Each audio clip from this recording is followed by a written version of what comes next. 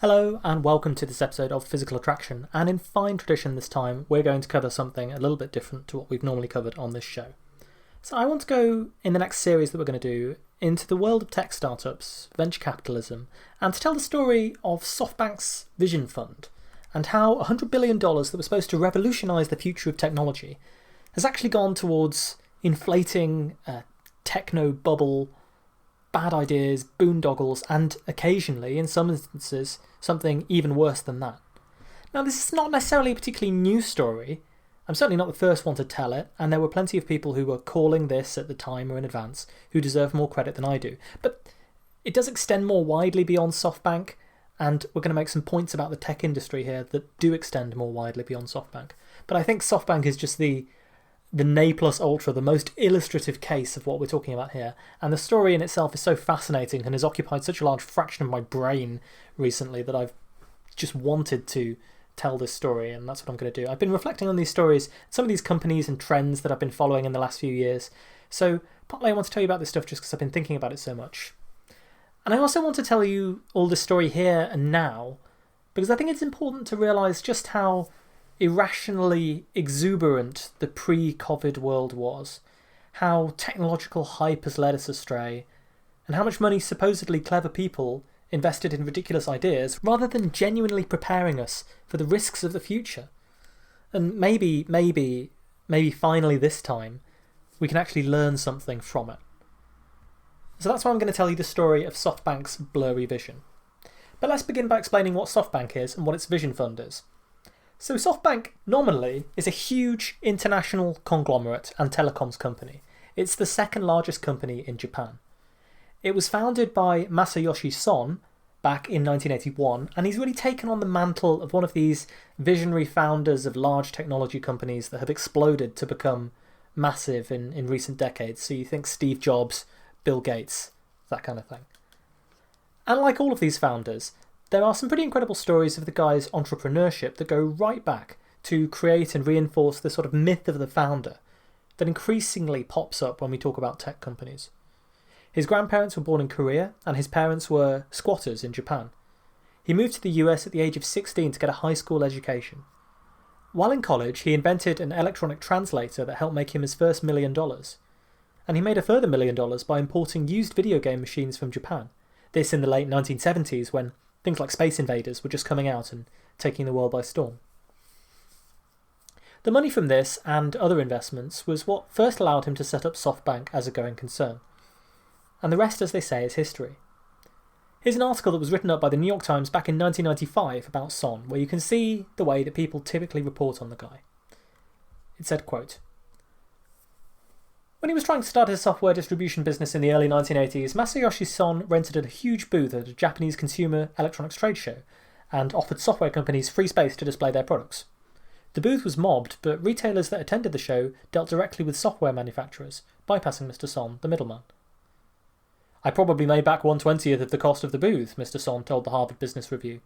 "After that, many people were laughing at me. They said, that guy's really dumb. He's a nice guy, but dumb."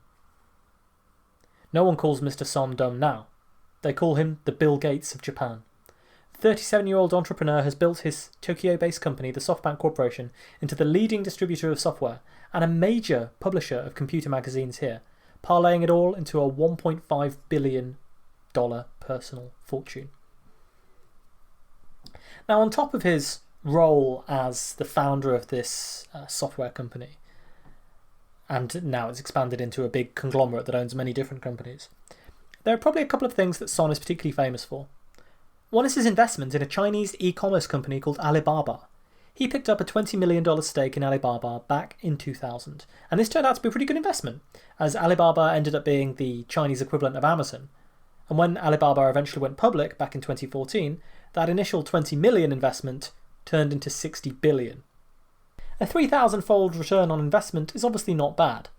It's widely considered to be one of the greatest investments in history, and early this year, SoftBank's total holdings in Alibaba were still worth around $100 billion. The other thing that Son is particularly famous for is that not all of his investments historically have worked out.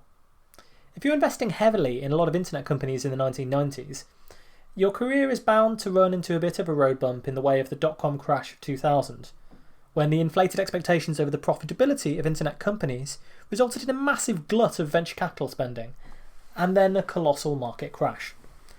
Companies like Pets.com, which raised $85 million in funding, ended up being worth $0 overnight, and, of course, became bywords for the excess of this dot-com bubble. At its peak, Pets.com was spending hundreds of millions of dollars on warehouses and advertising with only tiny revenues to show for it.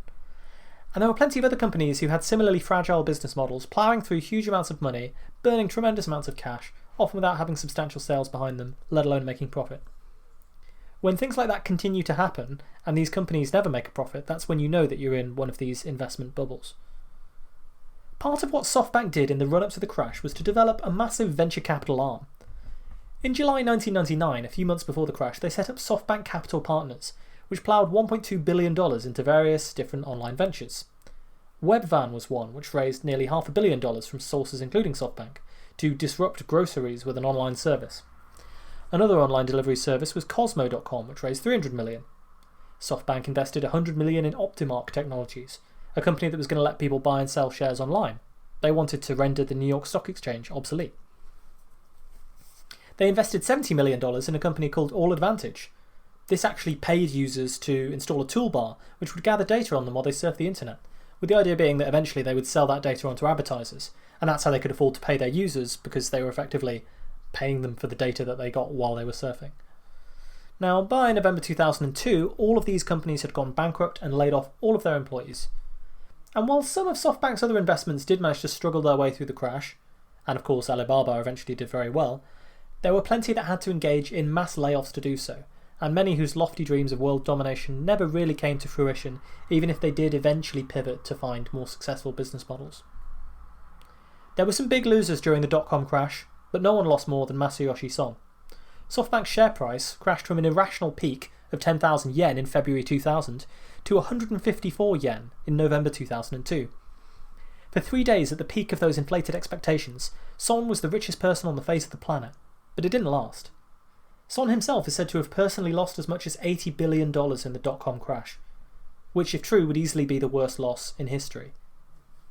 And although SoftBank's share price has recovered somewhat and Son himself is a multi-billionaire again today, with a net worth of around $25 billion according to Forbes, he has never quite recovered those lofty heights from before the dot-com crash, when SoftBank looked poised on the brink of world domination. All of this background is to point out that making risky, high-stakes investments, sometimes gaining billions of dollars on an unlikely bet like Alibaba, sometimes losing untold sums in market crashes and when bubbles burst. This is nothing new for Masoyoshi Son. In fact, it's been the story of his whole life. And this is all there is in the reputation of this guy. He's a visionary, a gambler, someone who has a 300-year business plan, to whom losing the greatest amount of money in history is hardly enough to make you want to give up on grand schemes and risky investments that might reshape the world. You can get a sense of how Son sees himself, or at least how he would like to present SoftBank and its mission, in a now infamous PowerPoint presentation that he gave to the SoftBank board in 2010. This presentation set out his 30-year and his 300-year vision for the company. I actually urge you to look this up online. If you Google SoftBank 2010 PowerPoint presentation, it'll show up. The whole thing is online, and it's very much worth it. The presentation is light on actual details about SoftBank's products, services, and financials. Instead, it has a slide that says, "Information revolution, happiness for everyone," and "SoftBank comforts people in their sorrow." One slide helpfully informs us that the saddest thing in people's lives is loneliness. Another introduces Maslow's hierarchy of needs, the psychological theory which states what is required for human happiness. Son urges SoftBank to incorporate corporate DNA that will allow the company to survive for 300 years, and to look into the far distance whenever you get lost. There are, of course, lots of stylized graphs with exponentials on them, a projection that computing power will exceed the human brain in 2018, and SoftBank is working to realise the greatest paradigm shift of humankind. All of this rhetoric will be very familiar to anyone who's ever listened to our episodes on the singularity, the idea that artificial intelligence is going to rapidly and exponentially expand and take over from human intelligence in the near future. For a business presentation, there are a lot of slides about love in this thing. SoftBank hopes to allow people in Japan to live to be 200 years old and communicate through telepathy, and of course to coexist with humanoid robots. Son points out that there are lots of threats facing humanity. He actually says that a novel virus is one of these. although oddly he doesn't include climate change, but he does include meteorites. But then he pivots. Without explaining how SoftBank is going to address these threats, he says, "Yet people long for love and are hurt by love." Okay, so this is a little unfair. There are some actual, tangible ideas in this presentation, aside from all this woo. Son does say that the company should focus towards strategic partnerships rather than doing everything in-house, and argues that they should head towards buddy-like relationships with companies as well as capital relationships.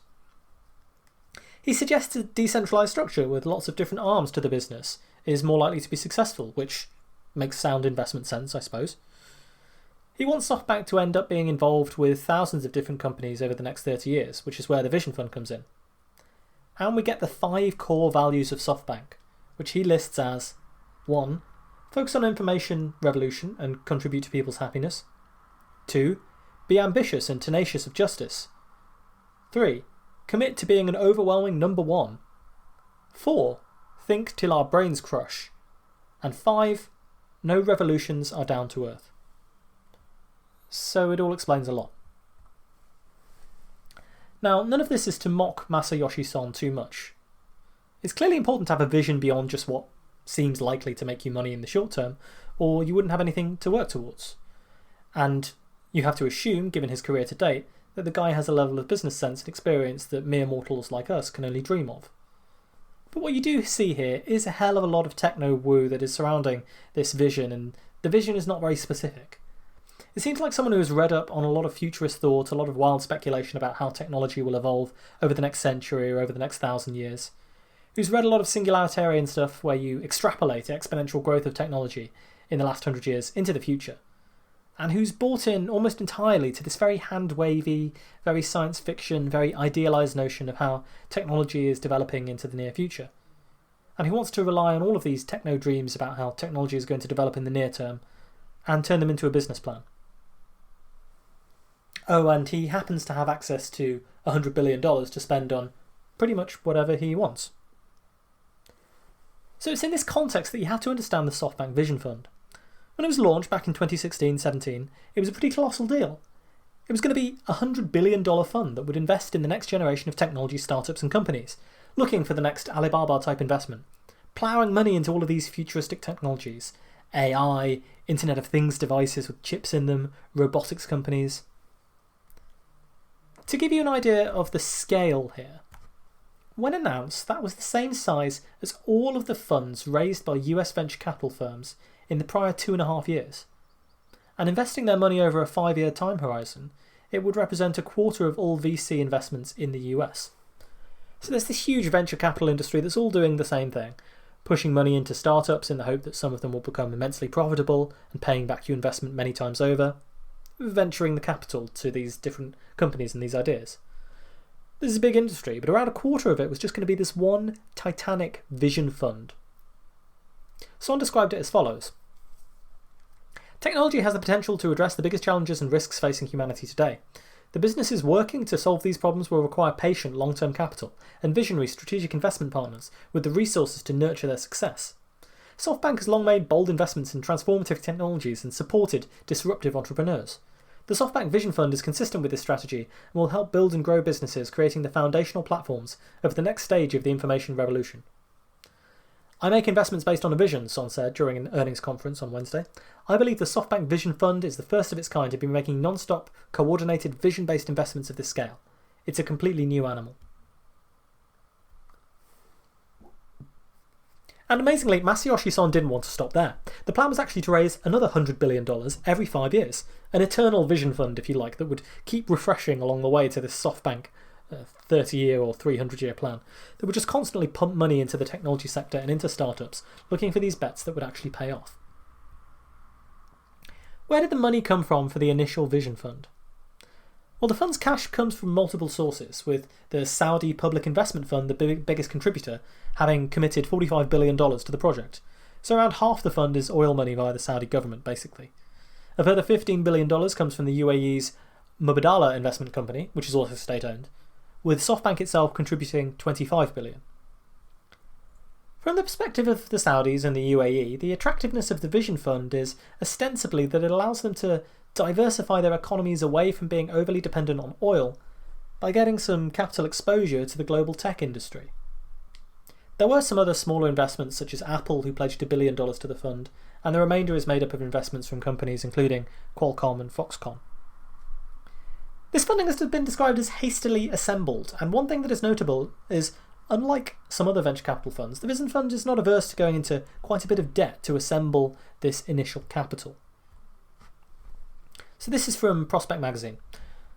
The unique structure of the fund meant that the company quickly began feasting on debt to help boost returns.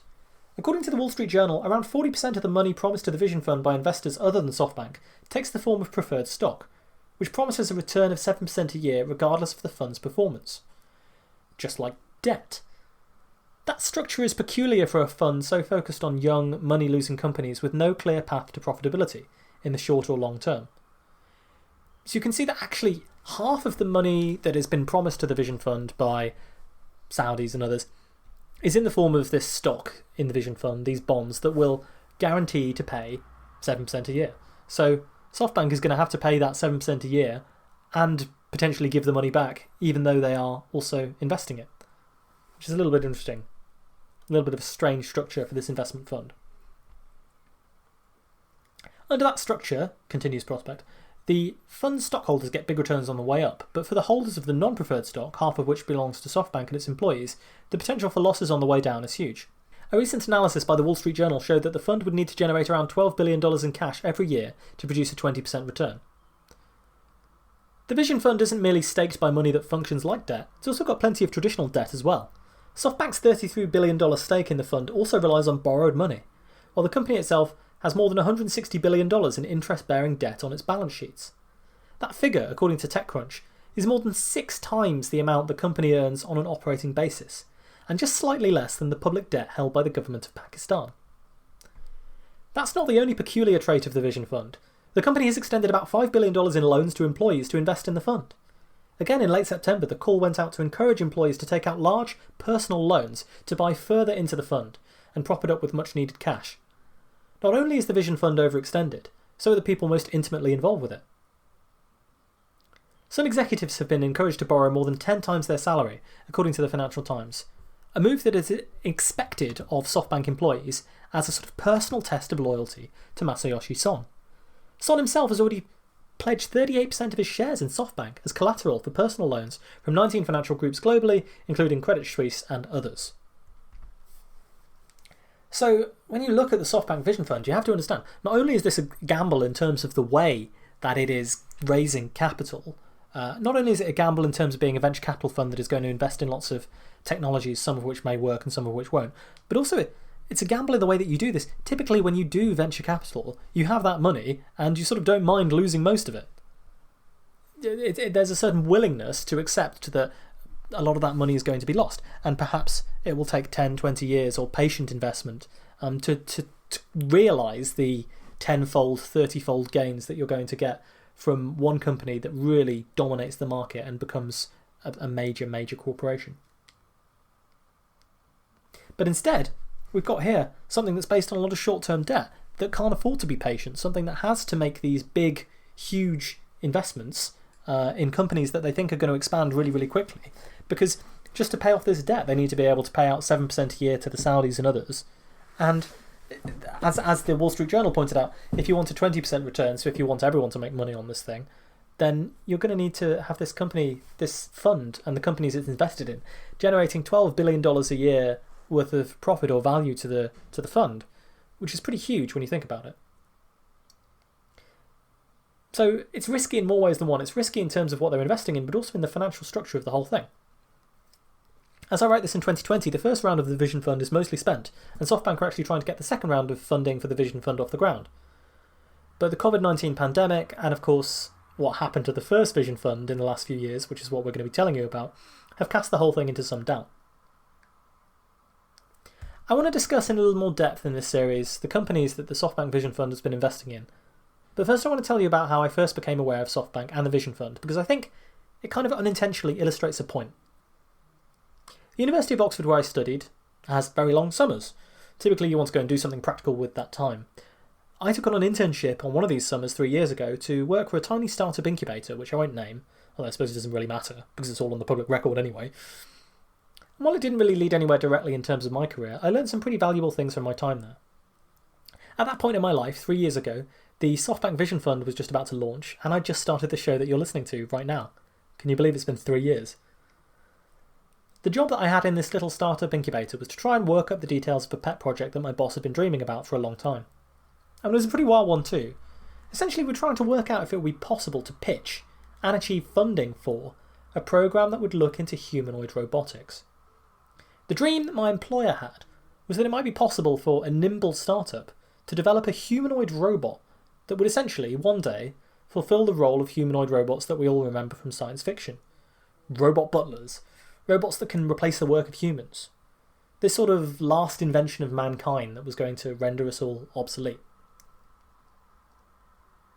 I have to be honest here. Quite quickly, it became pretty clear to me that the notion that we were actually going to pull this off was extremely unlikely. But my job wasn't as some kind of robotics expert. My job was to do an awful lot of research and compile reports that would let my boss know more and more about the state of the current robotics industry. At that point, I didn't even know what venture capital was, what angel investors were, or the first thing about robotics or the tech industry in general. In hindsight, it was a really great job. I got to spend all day, every day, learning more about the tech industry, learning about venture capital, and educating myself about an entirely new aspect of the world that we live in to me. It probably won't come as a shock to you who've listened to the show that I love doing that kind of thing. And it informed a lot of my writing for Singularity Hub, where I ended up being a sort of climate and robotics expert for a number of years, alongside some of the topics we've discussed on the show about natural language processing, chatbots and so forth. A lot of the things from the earlier episodes of the show where I talk about that stuff, it actually comes directly from the research that I was doing at the time for this internship. And it was in that context that I first learned about Softbank. One of the most visible robotics companies out there at the time was Softbank Robotics, which produced the Pepper robot, amongst others. I later learned that this was actually an acquisition, another bet made by Softbank, if you like, who had bought a French company, Aldebaran Robotics, and renamed it Softbank Robotics. Now, you may have seen Pepper before. It's this small, white, plasticky robot that wheels around the place and generally has a touchscreen in its belly. Go and look up some videos of Pepper in action if you want to see what I mean and you haven't seen the robot before. The original aim of Aldebaran Robotics was going to be to produce a robot that could help people who were sick and infirm. This was what the company was working on when it first started. And this has long been part of the practical motivation for pursuing robotics in Japan. Of course, you have the cultural motivation that comes from Japan's obsession with robots, which stretches back all the way to at least Astro Boy and Tetsujin 28 Go anime back in the 1960s, but probably a lot further than that. But in practical terms and in more recent years, robots have often been invoked as the solution to the crisis of Japan's ageing population. By mid-century, over half of Japan's population are projected to be over the age of 65. When that happens, there simply won't be enough people of working age to look after them all, and to do all of the jobs that require you to be physically fit, and to pay for the tax base and so on that will support all of those elderly people. The idea then is that robots will do it. There's just one issue with Aldebaran and Softbank Robotics' aim, if it still exists, to produce a robot that can look after the elderly, though. They can't make a robot that can do it. The reality is that robotics, despite all of the advances that we've seen, is still a long, long way away from being able to achieve the type of tasks that people have envisioned for it. Computer vision, object recognition, these things have come on substantially in recent years. And there are some increasingly impressive precision robotics, arms, hands, manipulators, call them what you want, that are capable of manipulating objects. But neither of these problems are solved problems by any means. And the abstract decision making, to not only recognise objects but also to recognise situations, and to know how to behave appropriately in that situation. I still feel that we're a long, long way away from that, because we don't have ways to program in the flexibility that the human brain has to these robots. These things are not near enough to being developed or integrated in a single system that works or behaves in the way you'd expect it to. One of the moments that demonstrated this to me when I was doing all this research for these robotics companies was watching a thing called RoboCup at Home. This is effectively a robotics competition that's held every year where teams of university researchers and students, they try and get robots to complete basic tasks like going shopping, cooking meals, tidying up and so forth. Now, I don't want to disparage the efforts of the researchers at all. I know that I would have no hope of doing anything like what they've done. But we take these things for granted. We overestimate how simple we are when we take our own innate intelligence as humans for granted. We assume it will be simple to program robots to do similar things. In reality, though, when you watch these challenges, you see how stilted the robots are, how slow they are to move, how often they have to be prompted, how the slightest change in circumstances throws them off, because the tasks have to be very specialised and specific for the robot to succeed. The environments have to be very clean to avoid confusion for the robot. And you can just see that we're a really, really long way away from developing humanoid robots that can do anything useful, let alone emulate what humans can do. If you had a humanoid robot now that was trying to do these tasks, it would be a little bit like speech recognition was 5, 10, 20 years ago when it wasn't so good, and you'd constantly be getting these terrible mistakes or robots saying, "I'm sorry, I didn't understand what you said," and things like this. It's just not there yet. This is why Pepper is essentially limited to being used as a gimmick to advertise Softbank. And as a gimmick, it works pretty well. You probably recognise Pepper if you read anything about technology or future-oriented articles about robotics or AI, because they love using photos of Pepper almost as much as they love using misleading pictures of the Terminator. Yet there's very little that Pepper robots can actually do that couldn't also be achieved by an iPad on wheels and a few apps. There's a reason why, for example, the Boston Dynamics robots like Atlas and Spot the Dog, these viral videos of these robots that you see, the military-grade hardware-looking things that backflip and jump around and so on, they have no practical uses anywhere. They simply aren't ready to perform tasks, and it makes no sense to use them for anything practical when human labour is comparatively so cheap. In fact, this was the real moment, I think, when it became completely clear to me that we weren't going to achieve anything with the startup. Boston Dynamics was bought by Google as part of Project Replicant, which appears to have been an aim by Google to develop humanoid robots for some practical use. After 5 years, in 2014, they sold Boston Dynamics and Replicant was quietly disbanded.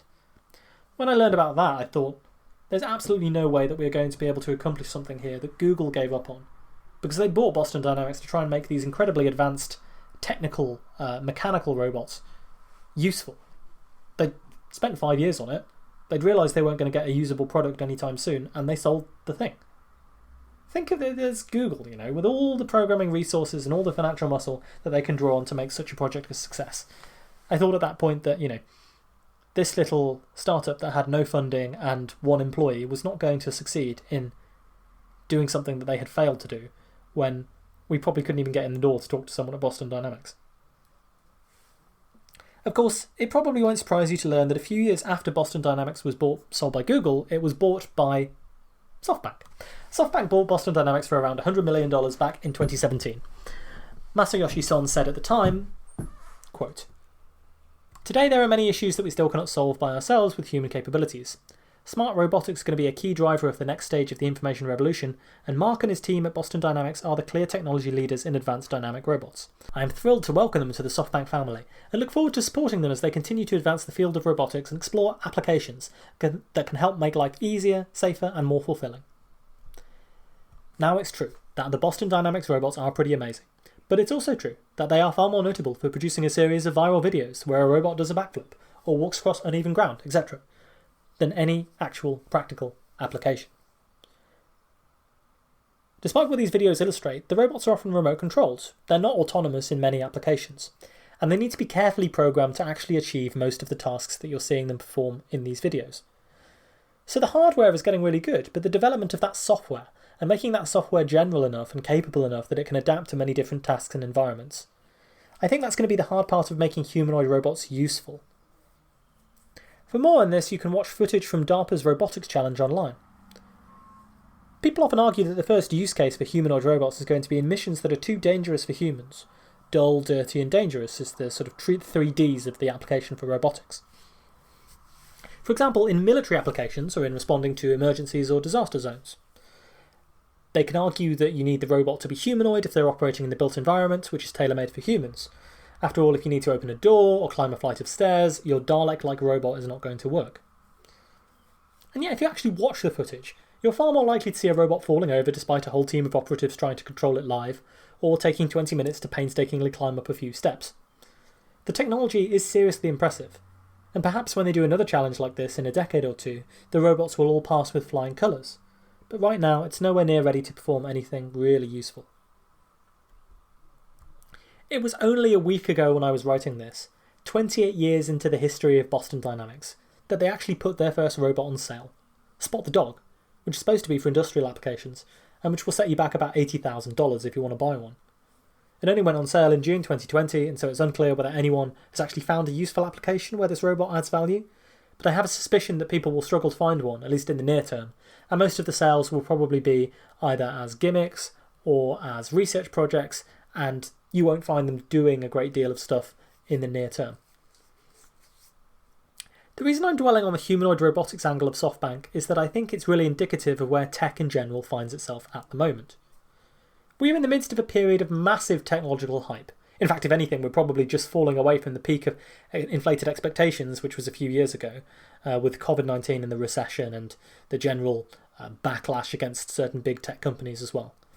I mean, this is an era of tech hype where you can produce a robot like Sophia, which is essentially just an animatronic puppet, no more sophisticated than the puppets that they have at Disney World, really.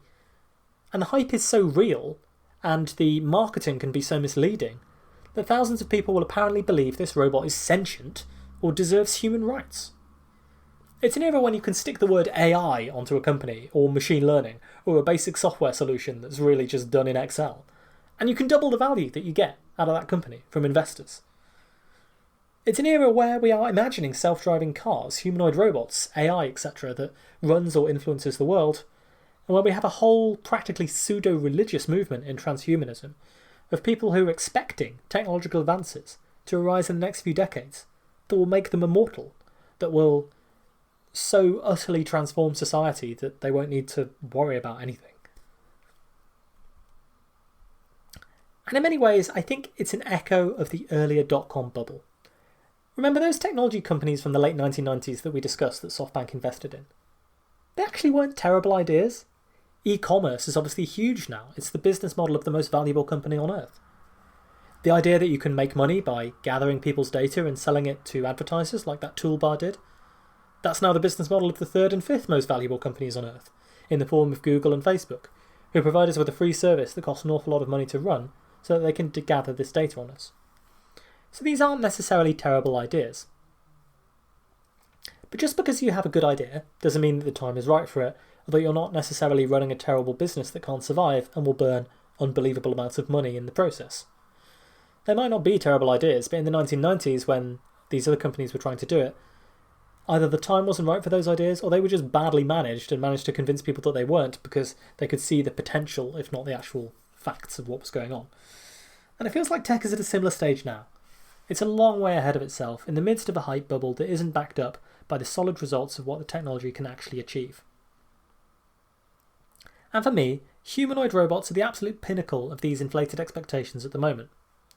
They are a perfect sci-fi technology, because everyone can imagine a humanoid robot, how it would act, how it would behave. We have examples of them throughout science fiction that people can draw on.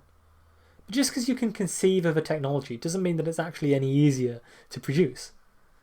People half-read endless headlines about AI and speculative TV shows or proclamations by figures like Elon Musk and Masoyoshi Son for that matter. Or they see misleading demonstrations of these robots online. And they often get sucked into the notion that these things are way, way further advanced than they actually are. Far fewer people, including me, have a realistic idea of how close these technologies are to being useful, and whether many of them are practical at all, more to the point. Just because you can make a robot that does pizzas doesn't mean you need to or should. It might be a few decades of slower, more sustained and less hyped up progress before any of these technologies become mainstream and ubiquitous, like smartphones and social media are today. And this is very true when it comes to robotics. Some of the more advanced applications of machine learning, especially when people call it AI, to endless generations of mobile apps that are all hoping to be the next company that will be valued at $1 billion for disrupting some industry that we all take for granted. And I think it happens to be true when it comes to blockchain and self-driving cars as well, and Internet of Things devices also. And these all happen to be areas that the Softbank Vision Fund is interested in or invested in. And SoftBank's very visible investments in robotics companies have positioned it as the company that is most forward-thinking, most ahead of its time, most visionary, you might think, but for all that's written about them, for all the flashy images and demonstrations and for all the overinflated hype, there's not a great deal of actual value there, as SoftBank has been finding out over the last couple of years. Lots of these investments have already wound up being money down the drain, and more will, I think. And the tragedy of this is that there are plenty of exciting and vital technologies that could be invested in that aren't even seeing a penny of these SoftBank billions. I think there's a very real possibility that we are just past the peak of a large, overinflated tech company bubble.